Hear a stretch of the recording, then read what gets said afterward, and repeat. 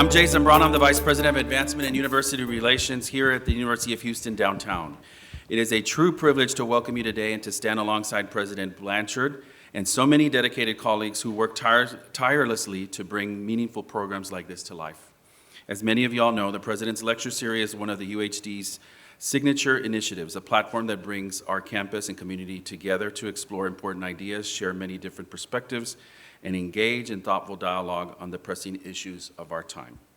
At UHD, we pride ourselves on being a place where conversation is not only encouraged, but celebrated. This series allows us to hear from our industry leaders, policy and history experts, and change makers whose insights prepare our students and all of us to better understand, navigate, and lead in an ever-changing world. Today's program takes us back 20 years as we reflect on one of the most devastating storms in our nation's history, Hurricane Katrina.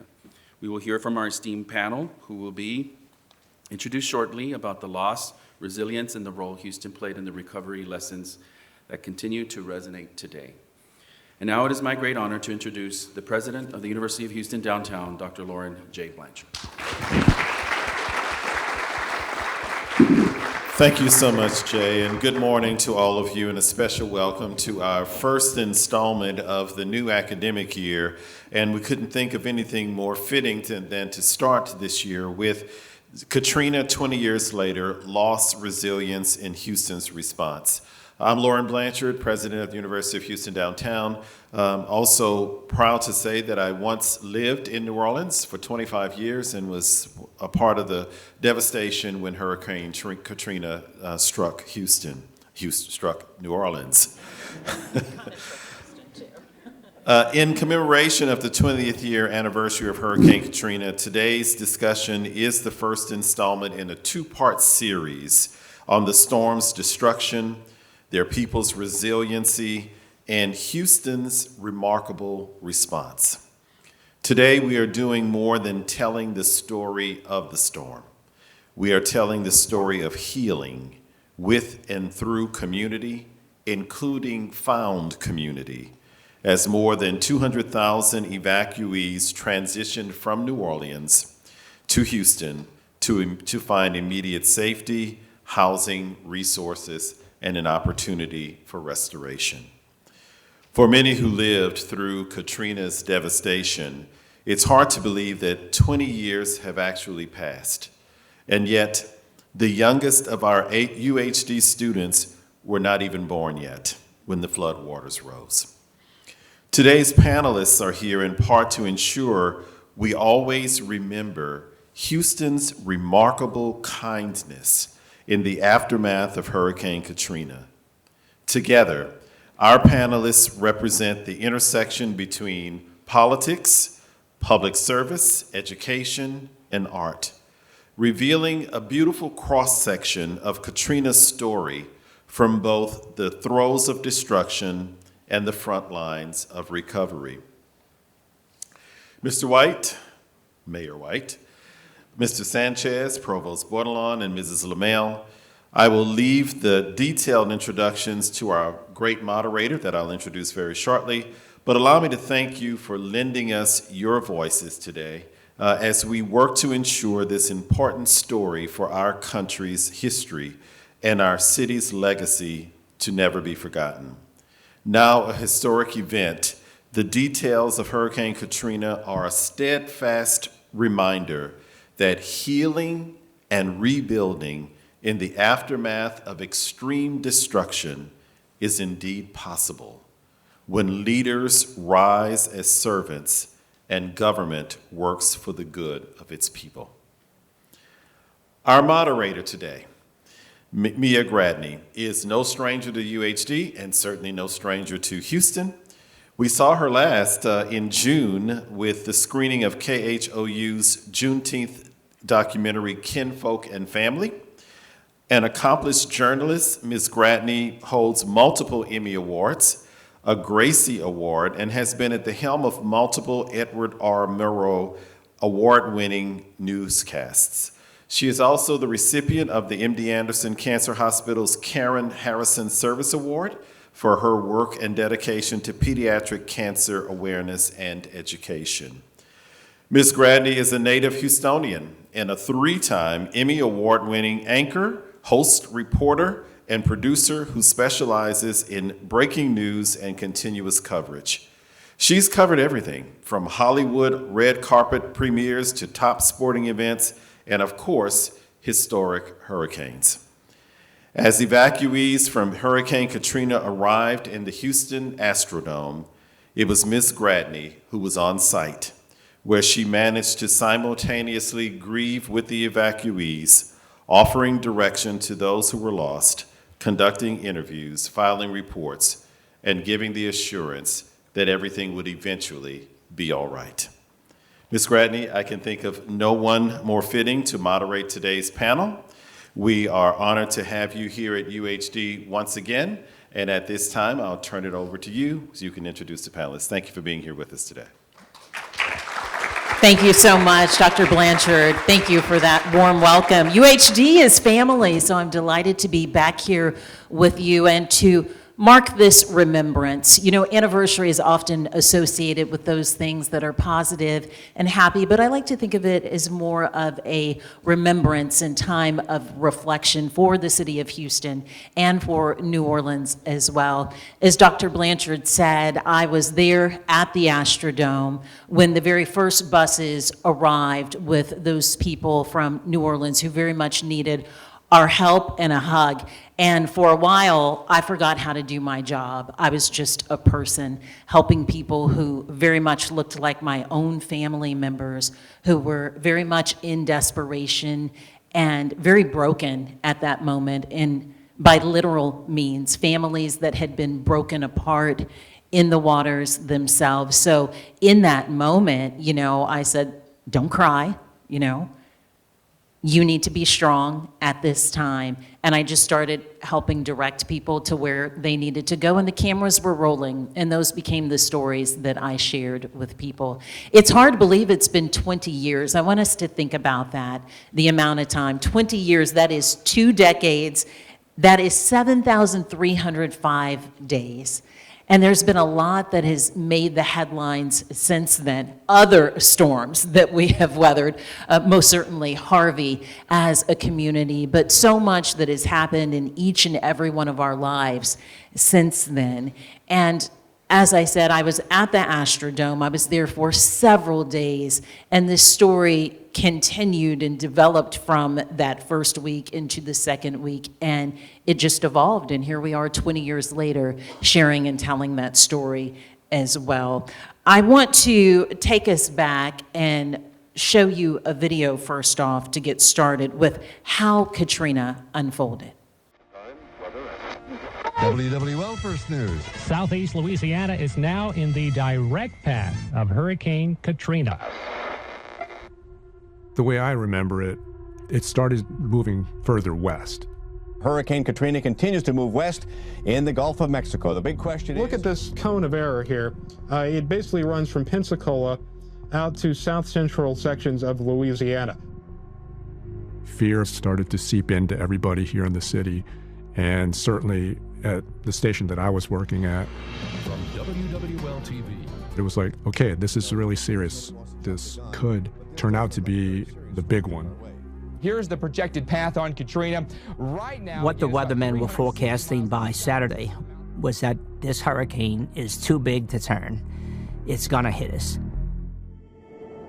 That major hurricane barreling toward the Gulf Coast of the United States, Hurricane Katrina, is now a Category 5 hurricane. Category 5, which are the strongest hurricanes we know of. Only 3 times before in U.S. history have Category 5 storms hit the U.S. mainland. This thing is a very strong Category 5, 170-mile-an-hour winds. People don't realize how big Katrina was. It covered the entire Gulf of Mexico.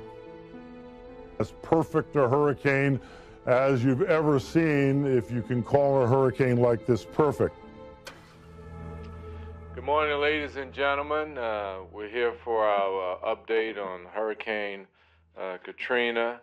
I am this morning declaring that we will be doing a mandatory evacuation. Every person is hereby ordered to immediately evacuate the city of New Orleans. This is very serious, and it's of the highest nature, and that's why we're taking this unprecedented move.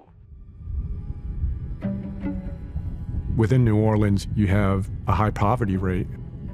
If you're going to tell poor people to leave, where are they going? Katrina hit at the worst time to be poor in America. By the end of the month, you ain't got no money. Around 5 in the morning, Katrina started to move ashore.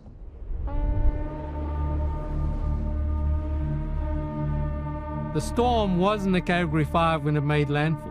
If you're just tuning in here in Louisiana, we're waking up to a Category 4 hurricane, but it is just below Category 5. Then for a moment, when the eye of the storm came in, everything calmed down.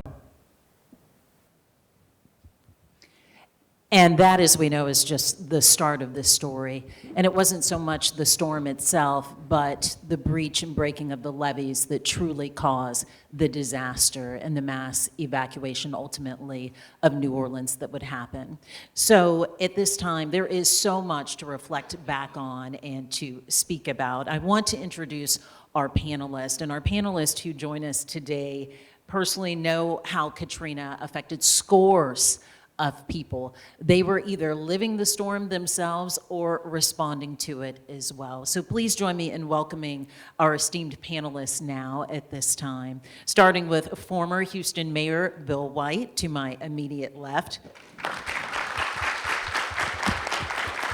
Bill White served as Houston's mayor from 2004 to 2010. He was twice reelected with an average vote of 88%.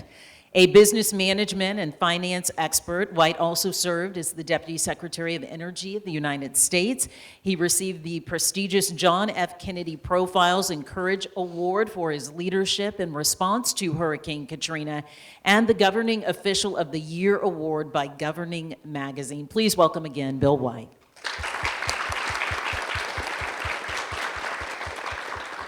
Sitting to the left of Bill White is Francisco Sanchez, a nationally recognized leader and consultant in emergency management and economic development. Most recently, he was appointed to serve as Associate Administrator of the United States Small Business Administration's Office of Disaster Recovery and Resilience. That is quite the title, my friend. Previously, Sanchez served as Deputy Homeland Security and Emergency Management Coordinator for Harris County, playing a key role in the response to several of the costliest disasters in U.S. history, including Hurricanes Katrina, Rita, Ike, and Harvey. I've been there to cover those all with him. Please welcome now Francisco Sanchez.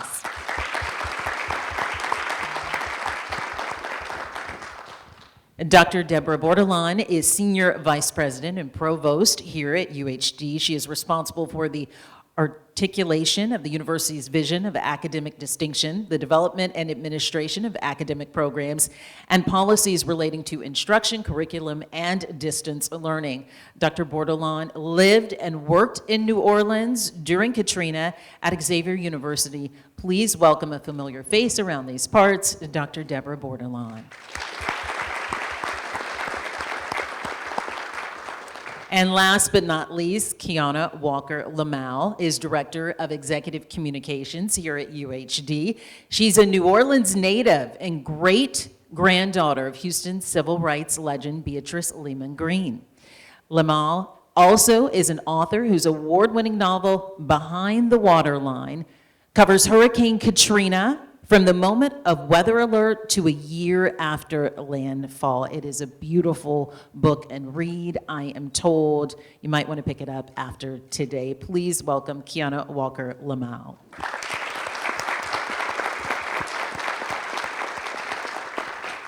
Kionna and Deborah, I want to start with you both. Please take us back to the days leading up to Katrina. What was it like for you? Sure, I can start. The Saturday before the floodwaters rose was an absolutely beautiful day. One of the things I most remember is that the sky was really blue and clear, I was completely unaware for the early part of that day that there was any warning in sight. I was kind of just moving forward with life cluelessly. The one thing that was a little eerie that day was that we did not have good cell phone reception. I'd gone to a writing critique group that morning, and the person I was picking up lived in an apartment. I couldn't locate them because I couldn't get the call through. And my husband, meanwhile, was trying to contact me because he had decided that we needed to evacuate, but he couldn't get a call through. It was just like you would dial, and the lines just seemed dead. But otherwise, everything in the city seemed normal. We did get on the road that day, but not thinking that we were in for the disaster we were in for. Just thinking that we were going to come to Houston because we anticipated a couple of extra days off from work, and we would visit our grandmothers here. Make yourselves comfortable here for maybe what was considered a long weekend at that point. And maybe because there would be power outages. Mm-hmm. And Dr. Bordelon, how about yourself? What were those days like leading up to Katrina?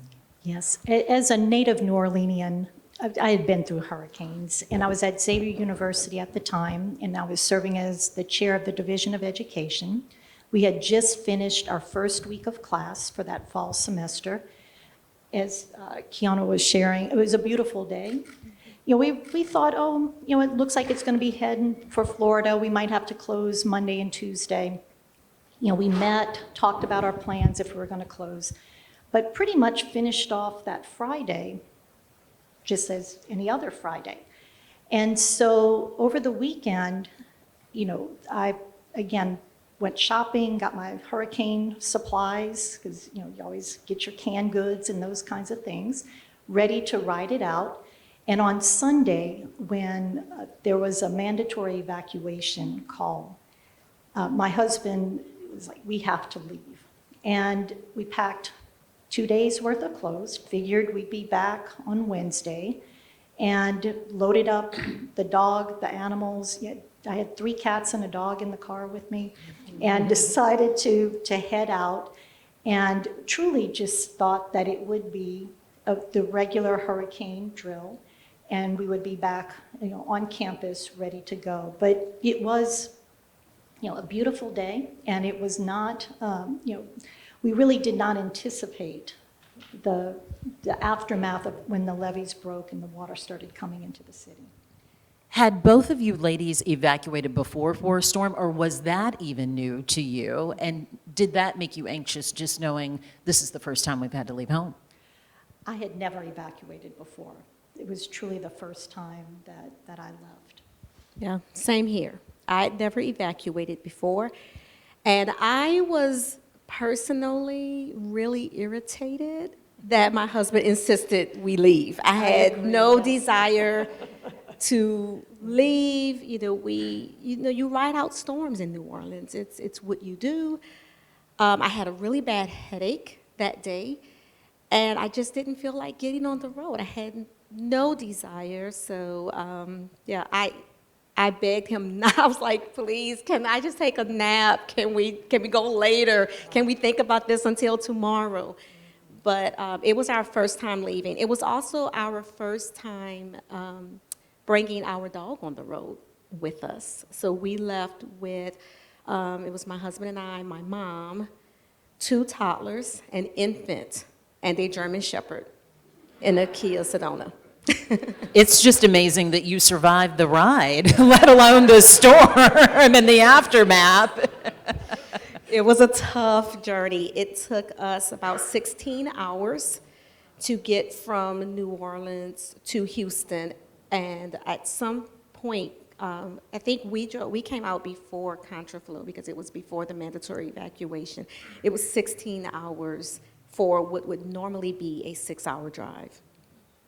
And we know you came to Houston. Dr. Bordelon, where were you destined for with your evacuation? We had gotten a hotel room in Blytheville, Arkansas, because they took animals. We had tried to find a hotel where we could bring the pets with us. And my husband is originally from Alton, Illinois, and so we figured, Blytheville, if we had to stay a couple of extra days, we could go visit family in Illinois and then come back. But we were in the hotel room after the storm had passed, and we were watching the news, and we were getting ready to come back to New Orleans when we saw on the news that the levees had broke. And then we knew that we were not coming back to New Orleans anytime soon. And again, that was the most significant part of this storm, was the breach of the levees. Talk to us about the extent of the water in those communities impacted, even being able to see it on TV and perhaps talking to those who were still on the ground there in New Orleans. Well, in my house, we had about 3 to 4 feet of water. We knew from talking to people who stayed in the neighborhood. But at Xavier, when the storm passed, I had called to see how everything was going, because we still had students in the dormitories. They were, we had a few people who stayed, and they were like, the hurricane has passed. We have some tree damage. A couple of buildings might have, some roof damage, but everything was okay. When the levees broke and the water started coming in, Xavier had 6 to 8 feet of water coming in. And there were students who were there that needed to get out. There were individuals that were there. People were bringing boats to evacuate the students. But the whole campus was covered in water. And so it was, at that point in time, we realized, again, we were not coming back anytime soon. The president, Dr. Norman Francis, did, state, we will be back, and we will be back in January, which, at the time, seeing 8 feet of water covering a campus, it was like, how is that possible? Exactly, but, to his credit, his vision, his dedication, we actually did come back in January, but the buildings were, totally destroyed, and many of the students, their dorm rooms were just covered in waters. We know the areas where those levees were breached greatly impacted historic communities and historic communities of color and impoverished neighborhoods as well. So much was lost here, including lives, and we definitely don't want to overlook that. As for those who survived, these are the people that we saw at the Superdome and that we saw at the Convention Center as well. Give us a frame of reference for those communities and the impact there, Kionna. Well, I guess one of the first things is that making it to the Superdome or the Convention Center wasn't necessarily that didn't necessarily mean survival. There were lives lost inside of the Superdome as well as inside of the Convention Center. The neighborhood we lived in Gentilly.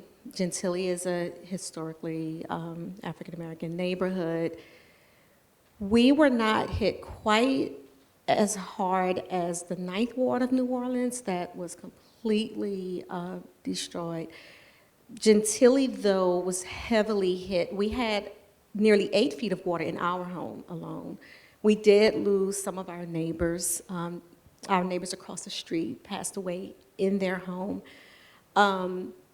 So, you can't, the thing about a flood, though, is if it's 4 feet of water or 8 feet of water, especially when you can't get back onto the premises for weeks, the earliest arrival back was a week, and that was just a part of the population, medical personnel, officers, clergy. You couldn't get in and tend to your home, and you're in, the temperatures are in the 3 digits.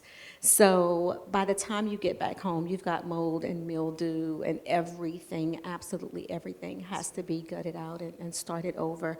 But New Orleans was, at that time, more than 60% African American. So just by virtue of the demographics of the city, you're going to have that disproportionate effect. The reality is people were hit who were of all backgrounds and of all income levels. Recovery just feels completely different. I distinctly remember we were 30 that year, and the amount of money we had in savings was $200. And in that moment, we lost our home, and we also lost our source of income because the entire infrastructure of the city was destroyed. And so when you don't have savings, you know, recovery looks completely different. So it was, you know, you were hit whether you had money, had wealth, or whether you were, you know, impoverished or close to the poverty line. But recovery looked completely different depending on your circumstances. We're going to talk more about recovery in just a moment, but from devastation to desperation, and we're talking about everything, the basics here. Food, water, formula, very important medication, especially for the elderly. Former Mayor White, what were your observations from here in Houston after those levees were breached and we were seeing the masses at the Superdome and at the Convention Center in New Orleans? Well, thanks, Mia, for asking. I mean, I learned not from the national news or local news, but from the CEO of Shell that the levees had broke. And I knew, you know, it benefits some of the students here. You read, sometimes you learn something. There was a book by John McPhee called Control of Nature, a third of which I'd read, was about what would happen if the levees broke in New Orleans. When you build a city below sea level, you know, his point was, you know, Mississippi River is awful powerful, and so is natural disaster. So I knew that the city would be uninhabitable because a city, modern American city, without clean water or power is uninhabitable. And when there's water that has various organic materials that could be poison. So, you know, you said it. I mean, just the logical things: food, clothing, and shelter. There were things that I didn't anticipate. For example, we had to set up pharmacies, and there were numerous Red Cross shelters. I mean, journalists all went around, maybe the Astrodome because it's a good backdrop, but there were George R. Brown, and there was about 14 other Red Cross shelters throughout this region. There were over 80,000 people in hotel rooms, motel rooms with no, you know, place to make food. But you know, for example, pharmacies, a lot of people didn't have prescriptions. So we had to really lean on, you know, twist some arms to have special dispensations that a pharmacist wouldn't be prosecuted for, you know, fulfilling a prescription without having a prescription there, fulfilling, you know, we avoided some of the abusive substances, but it was just the day-to-day things. But my principal thought, I had two thoughts, and I articulated them from time to time. One is, let's, you know, treat our neighbors the way we would want to be treated if it happened to Houston. By the way, the idea of doing unto your neighbor how you would like them to do unto you is not original by me. I did, you know. I think it dates back quite a while. It dates back for a while, and I taught it when I taught Sunday school, so I did remember it, you know. And the second is that I didn't want, I wanted people to look forward and not back. And that meant that the normal Red Cross emergency management FEMA playbook of shelter and return, we needed something different. And it wasn't going to be what FEMA wanted to do, which is, you know, herd our citizens onto these big luxury liners that they, you know, rented for $500 million, which was 2.5 times the entire housing program we did for 2 years. Or, you know, in parts of Arkansas, Louisiana, they put trailer cities.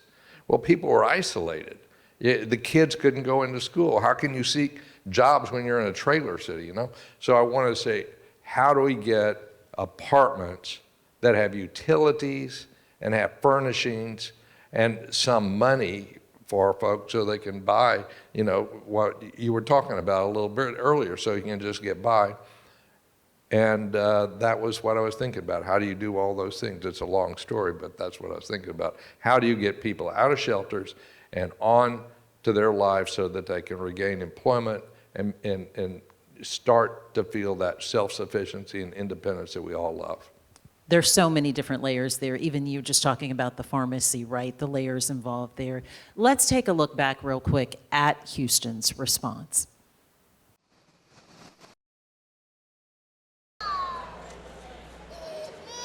They are the tiny and frail. This is hard. I've been here better than a week. You're waiting for a bus like this one coming behind me. Some kind of bus was here last night, but it didn't take us nowhere. She is among the many who've been waiting for help at the New Orleans Convention Center. We didn't get any food until yesterday when they started dropping the food down from the helicopters. I'm gonna just break it down to the real reality, you know. They're not gonna get everybody out. Some of these people that are living right now, they're gonna get left behind. They don't even do this in third world countries. They go out there and they save people over there. You know what I'm saying? We stay in the United States, dog. At least what I thought was the United States. And look how they doing us. When you're in charge, I'll let you do that, okay? Rescue workers and guards say they're doing all they can.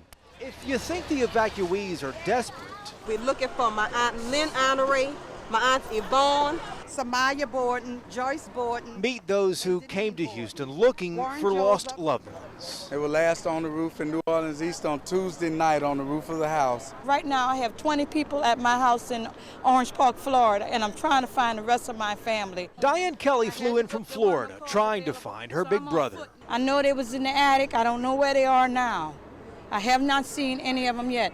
I saw my brother's picture out here, and I'm trying to find him now among these people. There are many more like her inside the Astrodome. I'm looking for my family, my whole family. My kids gone, my grandmother, my uncle. I don't have no one, just me. 5,000 of Katrina's victims have claimed cots on the floor. They are among the fortunate ones. 11,000 others are sleeping in the stadium seats, waiting for scenes like this, to find family and to find out they survived the hurricane too. I came looking and I saw her. It's my cousin. This is beautiful. Hello? Yeah, what, Cookie, where are you? Diane Kelly's big brother finally called. Why you have on a white shirt? And what else? Huh? Okay, I got on a green blouse. Lewis Nelson was just around the corner.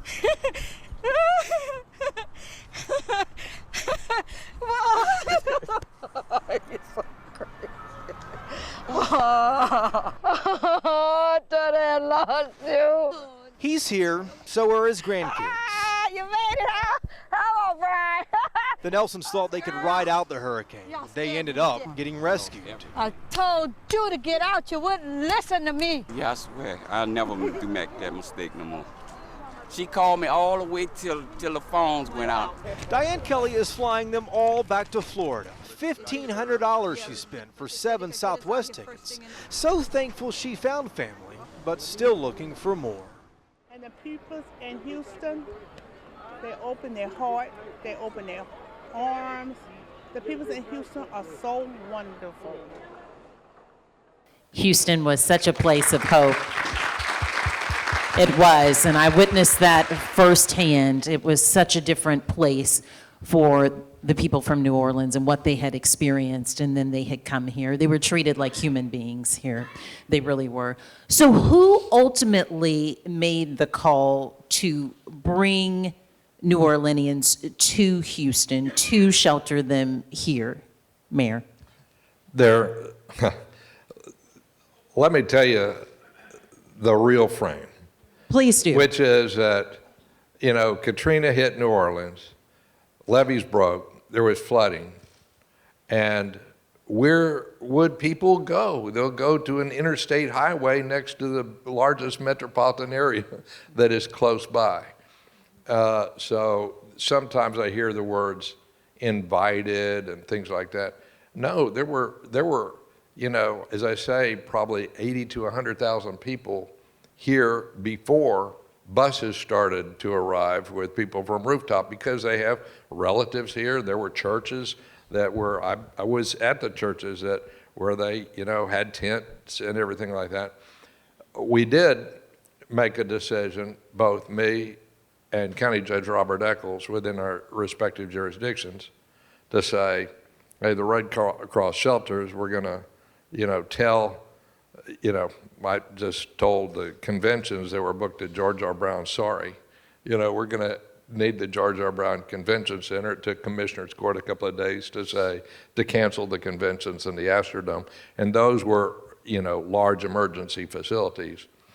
But the real answer to the question is it was logical for people to come to Houston, and a lot of people were headed this way.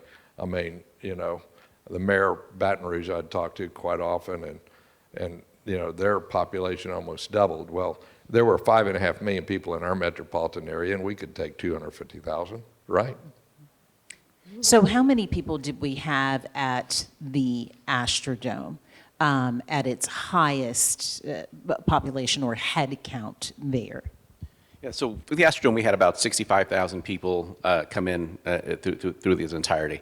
At max, we had about 17,000 people in the Astrodome proper, about 7,000 in the Reliant Center, and about 2,000 in the Reliant Arena, and the other 38,000 came through at some point and then went to city facilities, hotel rooms, or apartments. And so the Dome, what you saw there, also became sort of, whether it was invited or not, what you saw is a huge contrast between what was happening at the Superdome and Convention Center in Louisiana and what was happening in Houston.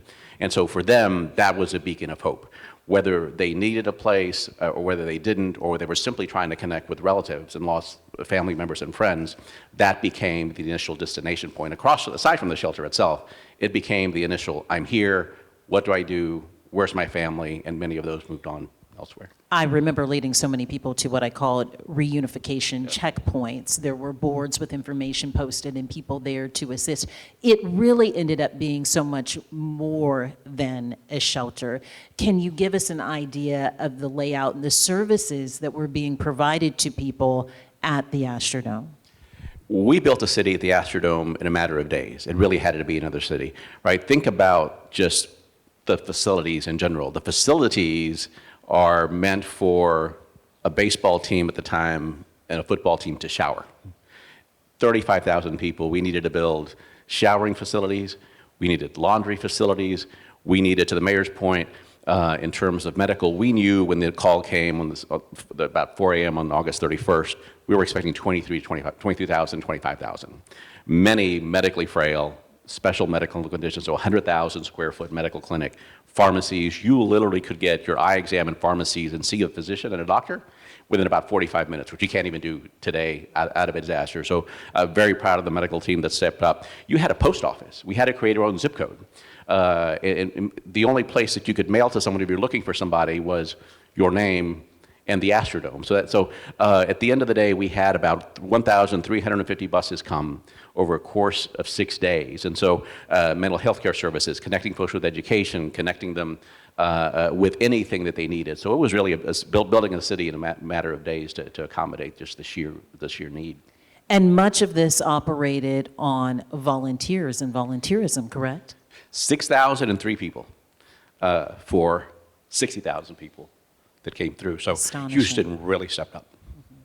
What were some of the stories and things that you heard when at the Astrodome from the people who had come from New Orleans? I know as I walked around, I'm not walking around with something that says, I'm a journalist, tell me your story, but people inevitably in conversation told you their story. What were some of the things that people there at the Dome shared with you?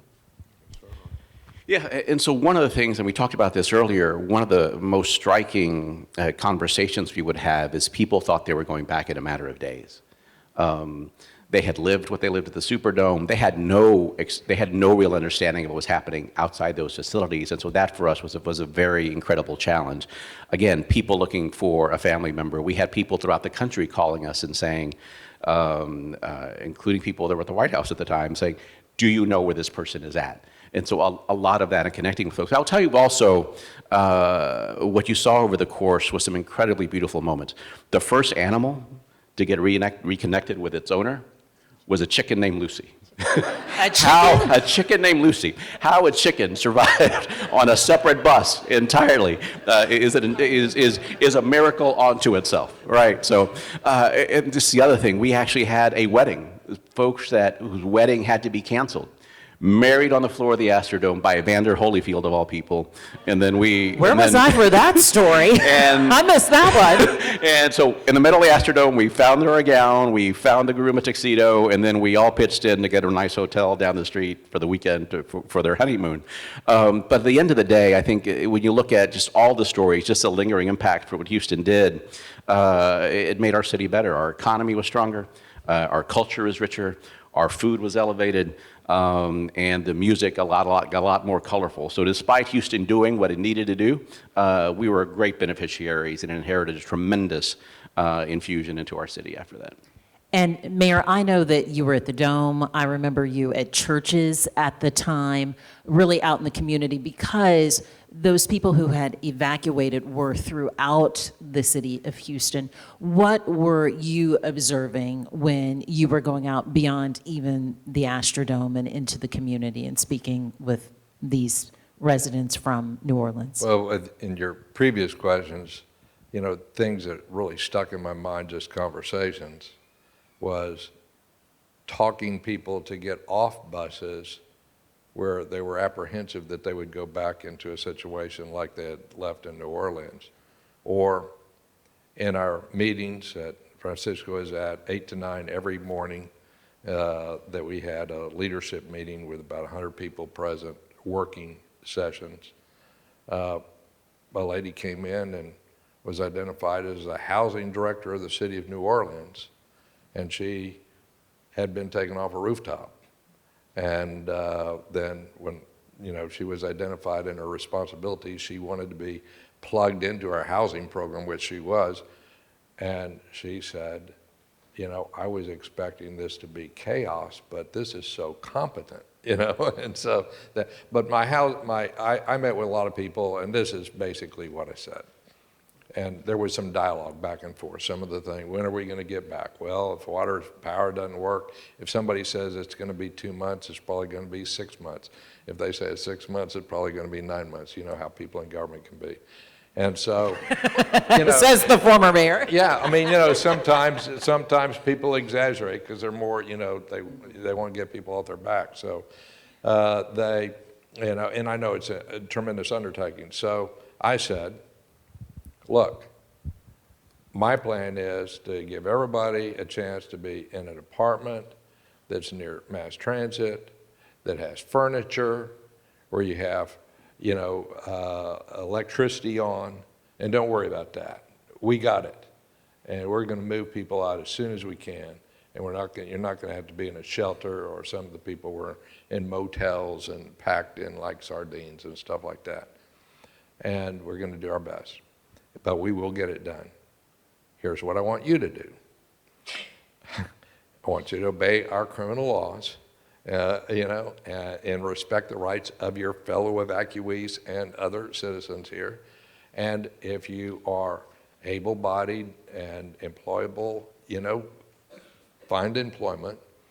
If you are having trouble finding employment, we set up specialized programs for education and training, particularly career education training. And we will enroll you in one of these programs free of charge.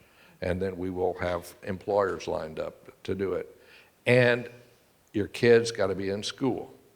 And it can't be an excuse for goofing off, because you don't want them to get behind in the school year. It was right at the beginning of the school year. And once a young person becomes behind a couple of months in class at the beginning of the school year, it changes their performance and their very identity. So I didn't want them to get behind. So that was the nature of the conversation. Here's what we're going to do. Here's what, we expect folks in Houston to do. And that would be true whether they were evacuees or not. And the other thing I'd say, the attitude, and Francisco and his team and others had a good attitude. I remember a meeting where somebody, I think it was a federal official, referred to the people who were in the shelters, at the time it was the Astrodome shelter, as our guests. Saying, no, wait a minute. This is their home. For many people, the only home they have. So when we walk in there, we're their guests. And that's the way that we ought to, be. It's not like we're doing somebody a big favor. I mean, in fact, all we're, able to do is to live the principles of our faith, which is a privilege and not a burden. So. And this is what we do as Houstonians, right? Very much so. You talked about those next steps, I call it, ensuring your children were in school, finding more permanent housing. How did we transition? Because this really became a prolonged response. This wasn't just immediately after Katrina, but a prolonged response. How quickly were we able to transition into getting people a more stable, long-term recovery path? About 3 weeks, and boy, there was a lot that had to be done in that 3-week period before we started moving people. But we had to sign up. We had meetings with 600 apartment owners, some of whom had to bring their apartments up to code within a matter of weeks. We had to print vouchers, which we came up with that didn't exist within the FEMA program, saying to the landlord, I told the landlords that I will make sure they get paid come hell or high water, but we had no authority to do that at the time. Thank goodness the Congress and the White House moved pretty quickly to help us on that. And then you had to line up a whole supply chain. I mean, the first person I called on that Monday, I remember, was the lead director of Walmart saying, I needed your supply chain for Walmart supply chain. Look, I mean, FEMA and, we aren't set up the way Walmart is, or whether for our Walgreens or CVR or some of the things. So I started calling the heads of major corporations all over this region and all over the United States, saying, here's what I need. And to a person, they would respond. Yes, and you made things happen, and I know so many people are grateful for that. And I know you said Houstonians were doing what we should do, right? I often think of doing the right thing, respecting other people and treating them as though we wanted to be treated. Ladies, how did you feel about the response from Houstonians when you were here and how they acted? The response was unbelievable. Just remarkable kindness and access to resources. As I said, my children were very young at the time. My oldest two received early Head Start services, first in Houston's 3rd Ward and then in Cy-Fair, after we were able to transition to housing in Cy-Fair. We received vouchers for clothing and resources. I found out I was pregnant a week after the floodwaters rose, and I received prenatal care here in Houston. My daughter was born in Cy-Fair in April of 2026. Because yes, part of it was, as they started moving people, we ended up, out in the suburbs. But honestly, we ultimately had everything we needed to pick up the pieces of our lives and start over again. My husband started working in security for a while. He was a displaced pastor, youth and young adult pastor at the time. He found employment in security. We just honestly, even down to a library card. And that was huge because we didn't have, my grandmother was in her 90s. She didn't have a computer in her house. She didn't have the internet, but I could go to the library in the 3rd Ward, get on the computer. We could handle our insurance claims and everything that we needed to handle. It was absolutely amazing. One word comes to mind in listening to you share that is resilience. It really took resilience on your behalf and thousands of others to move forward because you've lost everything essentially. And so resilience comes to mind, especially for the people of New Orleans as well. I know that you returned eventually, Dr. Bordelon. How did Katrina and the levees breach impact New Orleans and really the psyche of the people there in the community? Well, I think, you hit upon an important word, resilience. And, when we were talking about the response, our students at Xavier and our faculty and staff were scattered all across the country, and many were in Houston. And our students needed to take classes, and institutions of higher ed in the Houston area welcomed our students. No questions asked. What do you need to take? And so I was on the phone with students. My area is teacher education. I was advising pharmacy students. I was advising, any student who called, I was on the phone. And institutions stepped up, and just the immense kindness and patience and understanding of the need for that sense of normalcy for our students to succeed. And so many of them, we had students who were doing student teaching in New Orleans. We had to place them in schools in Houston. And people just went above and beyond just to help our students and help our faculty and our staff.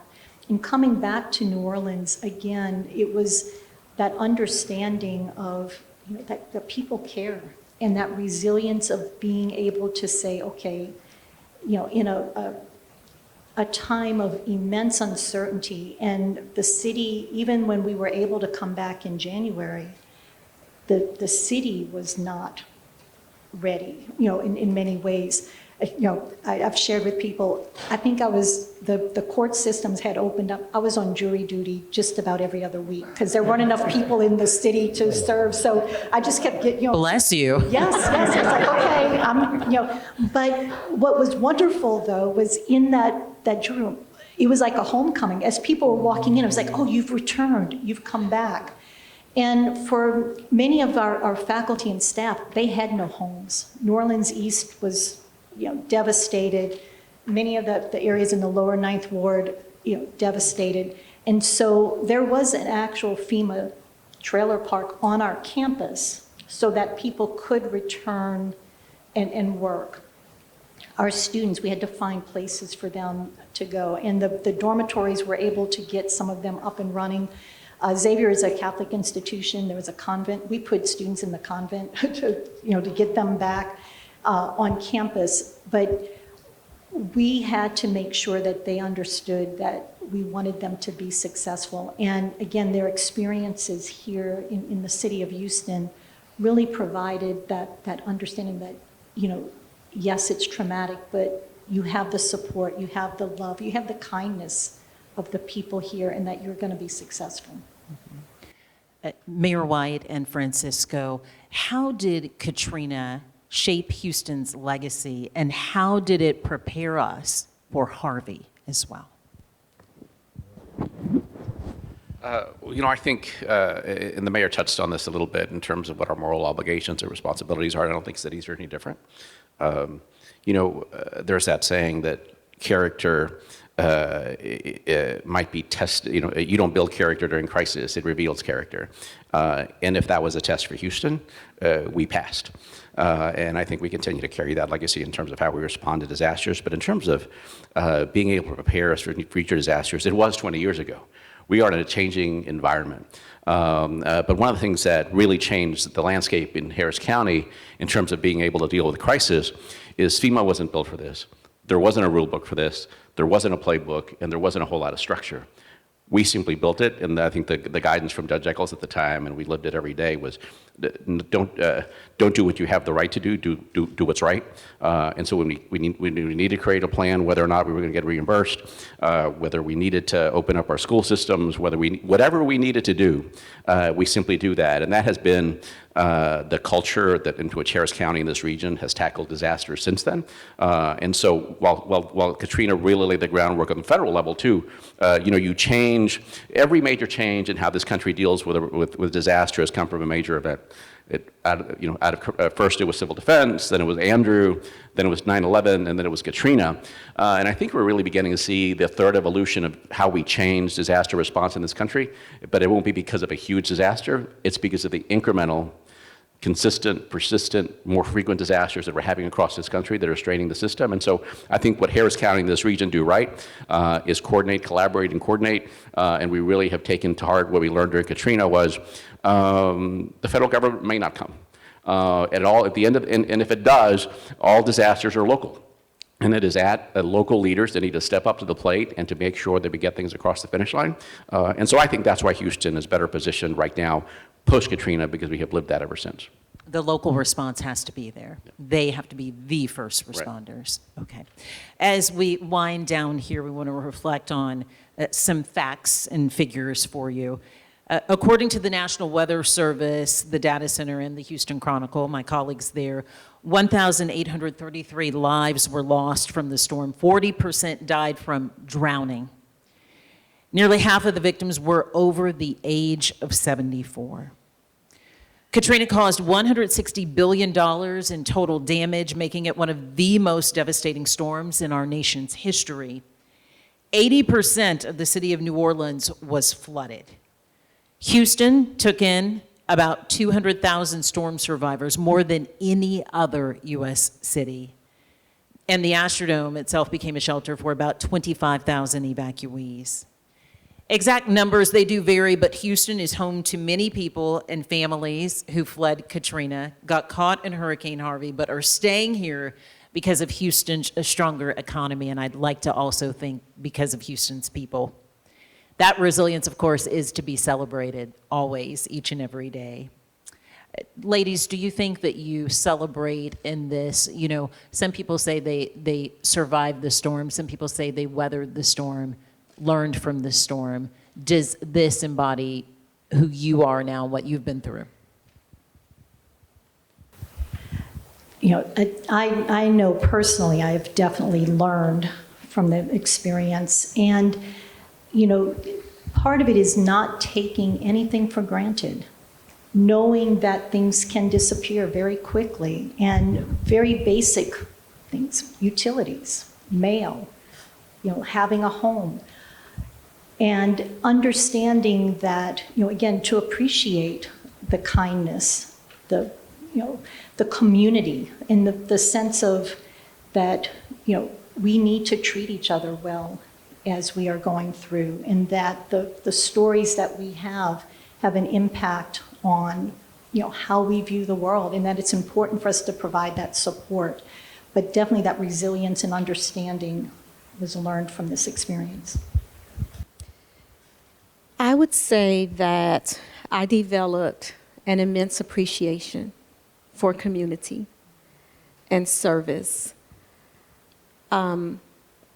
I do not at all develop attachments to physical things. On this other side of Katrina, what matters most are individual lives and people and what we can do for one another. Well, we thank you for sharing your stories with us. At this time, I'd like to turn it over to the audience. If you have any questions for our panelists, if you want to step forward to the microphone here, we have time for a few questions. If anyone has any, we'd be happy to share. I know that we've discussed so much, so perhaps there aren't as many questions there to ask, but if there's something that you would really like to know about or further explore, feel free. There's a microphone right here down front.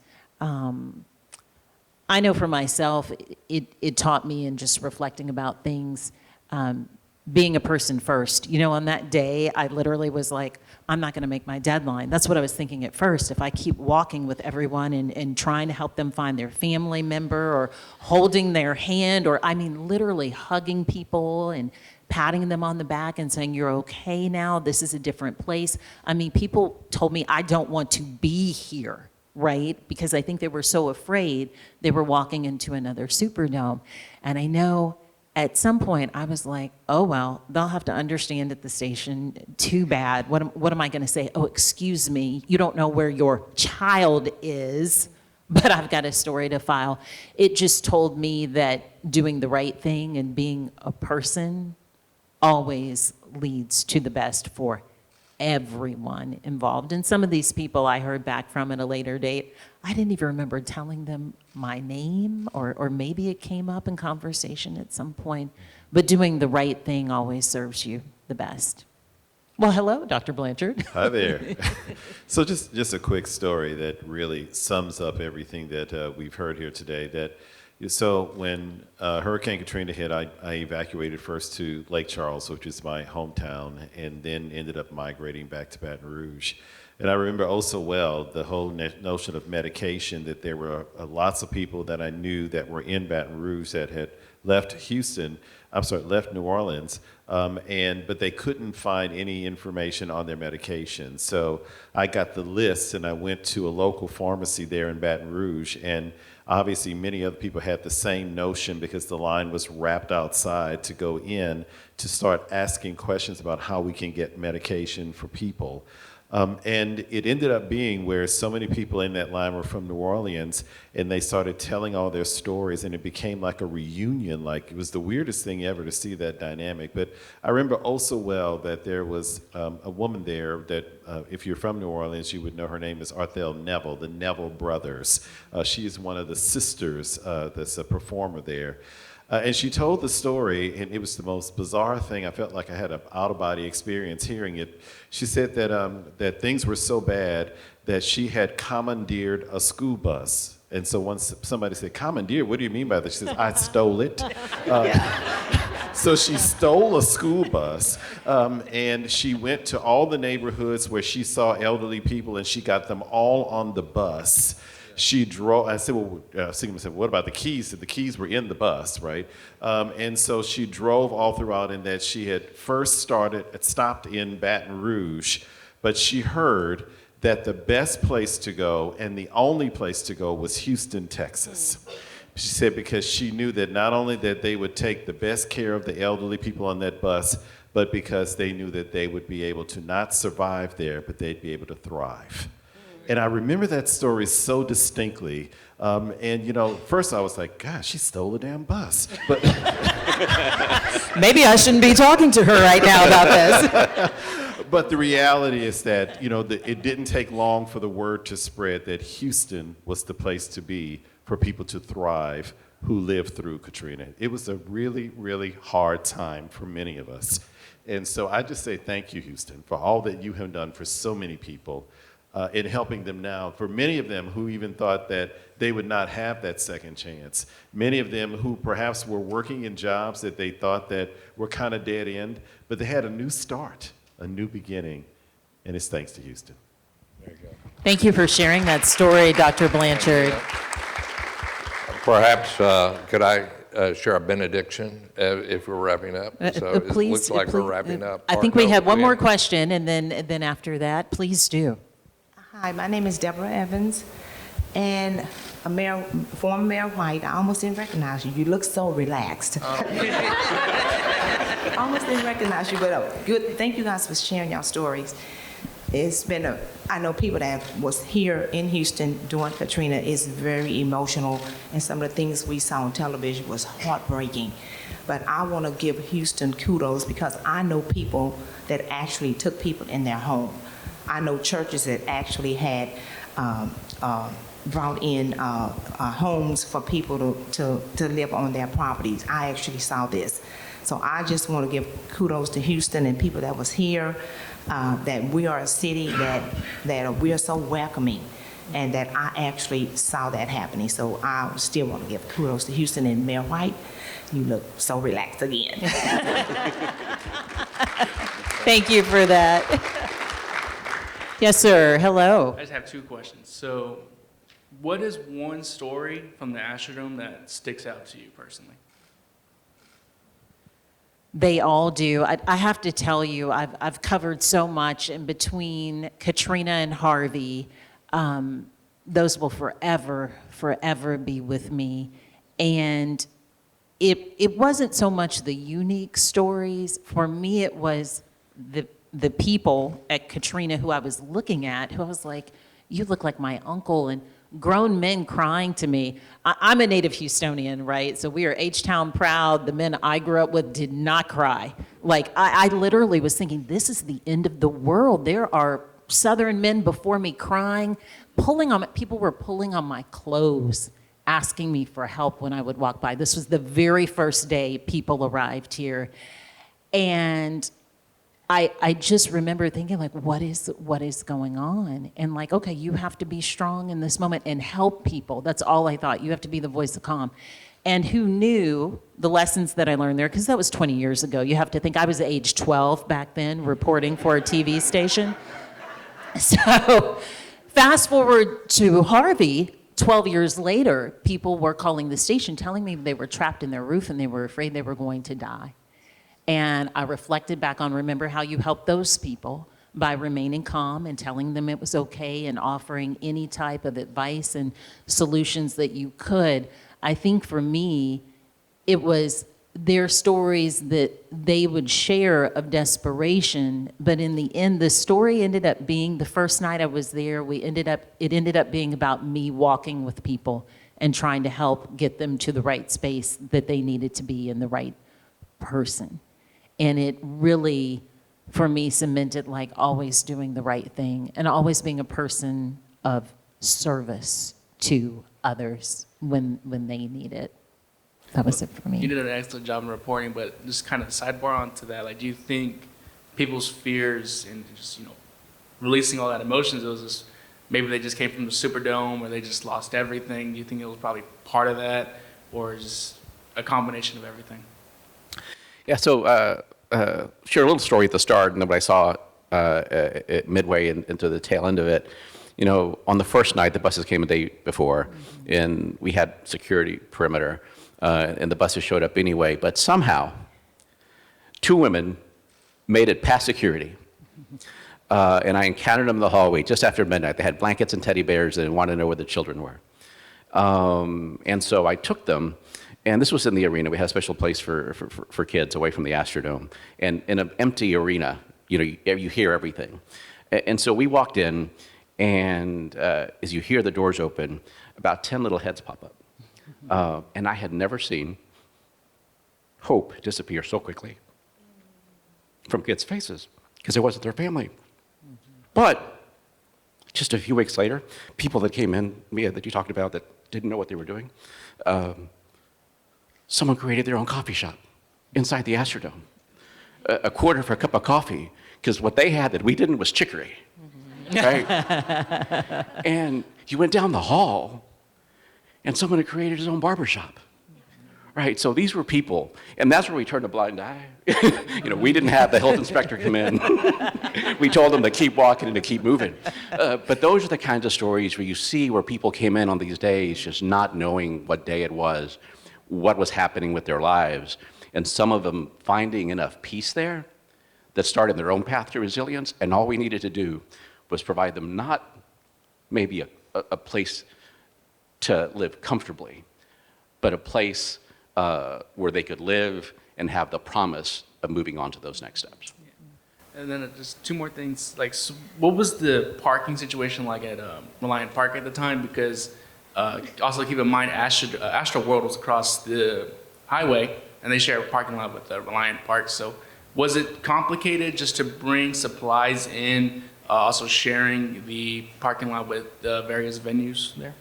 I don't remember if Astro World was open then or not, or if it closed, but I will tell you that the biggest concern, to your point, was that was also the first season kickoff opener of a first major NFL stadium. So we had to get creative, but Houston was understanding. You think parking was bad now at a Texans game.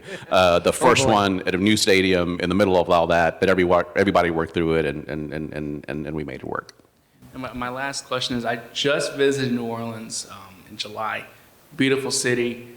I would say they bounced back perfectly, but when you visit some spots, especially in the ward areas, the east side of the town, you can see where there's empty lots and people never rebuilt.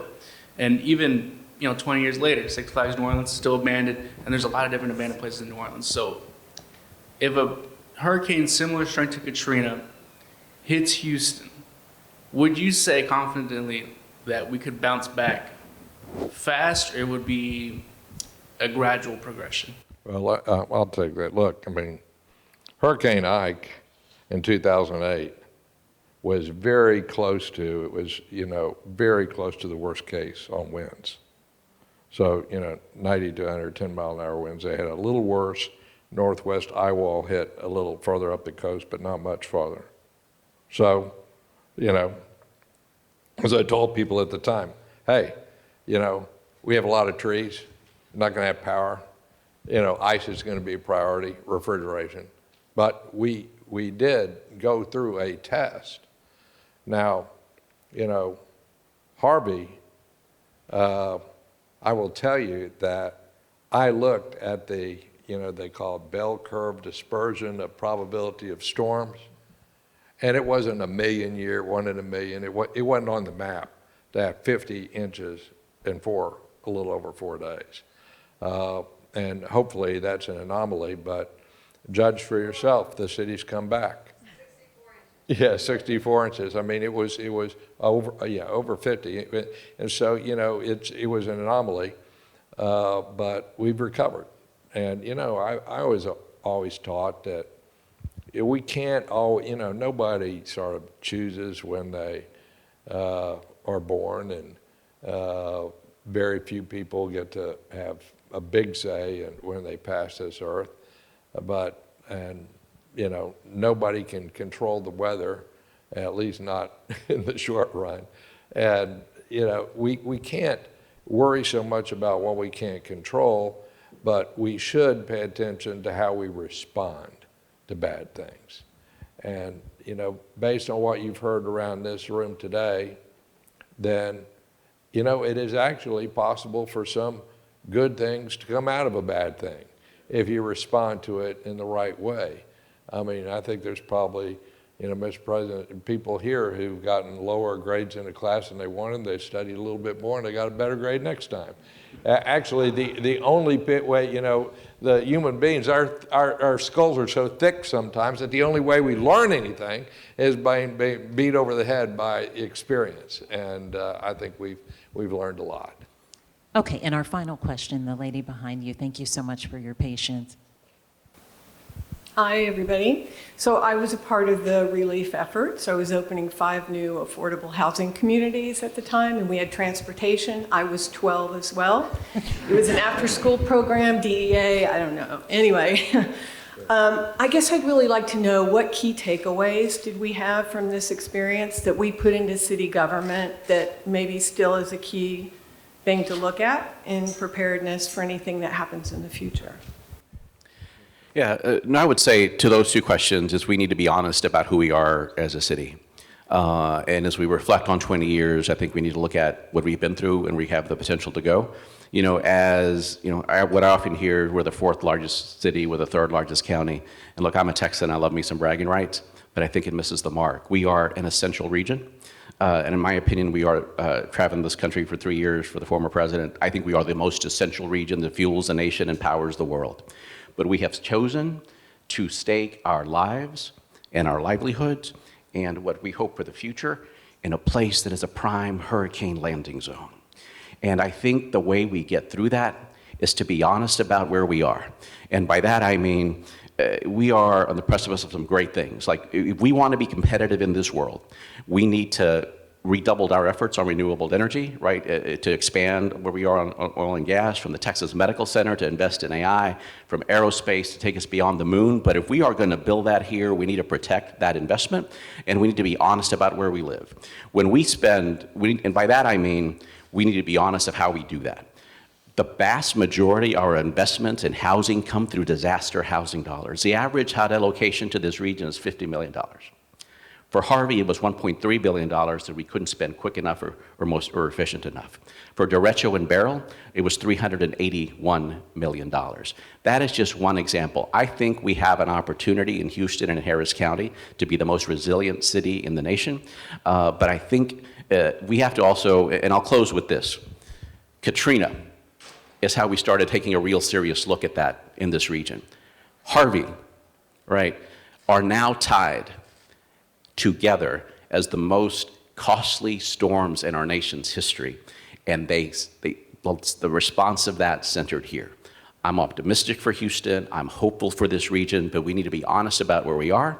And I think if we plan accordingly, as we prepare and as we respond and as we recover, if we tie resilience to that as an absolutely essential element of everything that we do, we're going to be the most resilient city in the nation, and we're going to do great things. I couldn't agree more, and I think with that being said, if I may, just one more thing, that the city has been struggling with how to allocate some recent CDBG funds in response to prior storms, and I guess, for me, that's another big issue that we really need to maybe predetermine, what percentages of incoming dollars get to go to different groups. And I think you're talking about And better Beryl and the criteria. derecho, and That's yes, right. the funds available since then, right? Yes. Well, thank you so much, everyone. We appreciate it.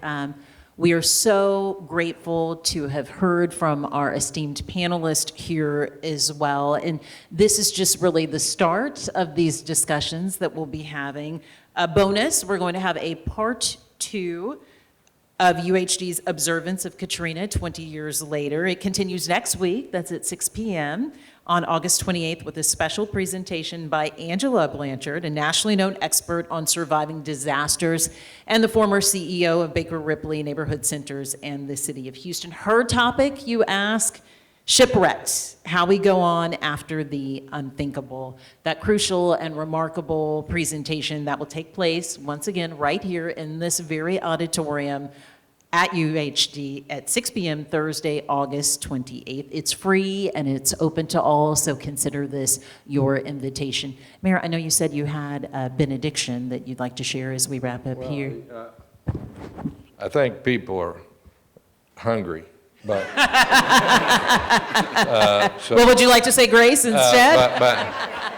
But I will say this, there was one other thing, and let me, this is in people's minds. So I went there was a church called Fountain of Praise that I go to from time to time on the south side, and there was a lady, she was probably 80, this was 5 or 6 weeks after Katrina. She came out and we began talking after services. And she said, Mayor White, I'm so glad I just want to tell you something remarkable. See, so I remember, you're probably a young boy at the time, but they passed these civil rights laws, Voting Rights Act. And there were some people say they changed everything, but I said, no, they're not going to change everything because they're not changing attitudes. They're not changing attitudes. That's not going to change in my lifetime. But then I saw that in Houston, you look at the national news, they were talking about a bunch of black people, there. You looked at Houston, and we were just looking at fellow Americans and our neighbors and taking care of them, and it didn't seem to matter that most of them were African American. He says, I never thought I'd see attitudes change in my lifetime, but I want to tell you, I was wrong. And isn't that something that is a sign of maturity for our community, where somebody just, until 1965, that an African-American couple went to a movie theater that had been segregated before, right? I mean, that's remarkable progress that we've made. Thank goodness. Amen. Thank goodness for that. Thank you for sharing that story as well. I'll turn it back over now to Jay Zambrano. Thank you, Mia. Thank you, Mia. And thank you to today's panelists for sharing your touching experiences and perspectives. Let's give these folks another round of applause.